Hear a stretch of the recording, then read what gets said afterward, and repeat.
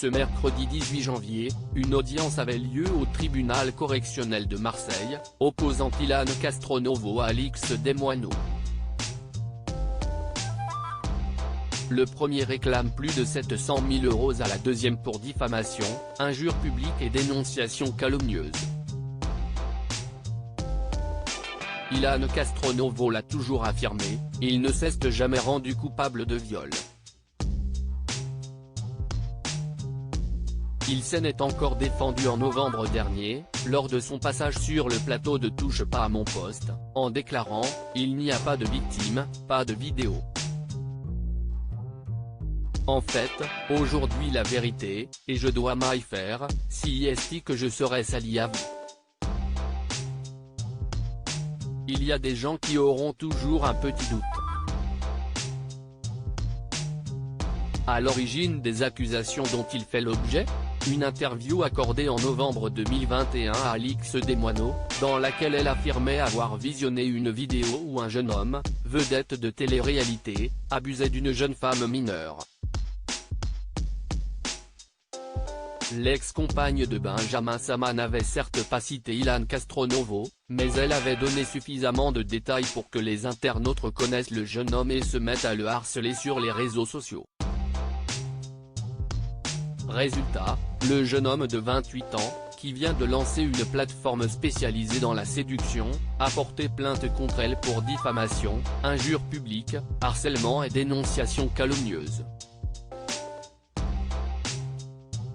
Au total, il lui réclame pas moins de 700 000 €. Depuis, Ilan Castronovo a quant à lui été cité dans 2 plaintes pour viol. Alix Desmoineaux ne s'est pas rendue au tribunal ce mercredi, une première audience a eu lieu au tribunal correctionnel de Marseille. Alix n'est pas venue, note de la rédaction, elle était représentée par son avocat, moi je pensais qu'elle tenait tout ça un peu plus à cœur parce que c'est elle qui a créé tout ça, qui a en partie brisé ma vie. Pour venir parler sur les réseaux sociaux, t'étais forte. Et pour venir t'expliquer devant les magistrats. Eh bien je suis venu tout seul, a expliqué Ilan Castronovo, sur ses réseaux sociaux, à la sortie du tribunal. De son côté, l'avocat d'Alix Desmoineaux, Mehari Halimi, explique aux Parisiens que cette dernière n'a à aucun moment visé expressément Ilan Castronovo dans ses interviews. Il y a beaucoup de candidats de la télé-réalité, il s'est senti visé. Pourquoi? Seul lui le sait, même si j'ai une petite idée, poursuit-il.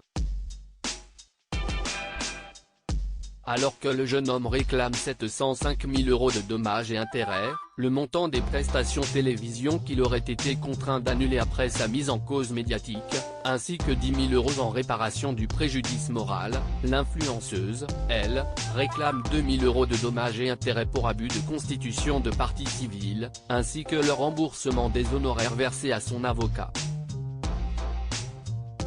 Il faudra attendre le 10 mars pour le verdict de la justice.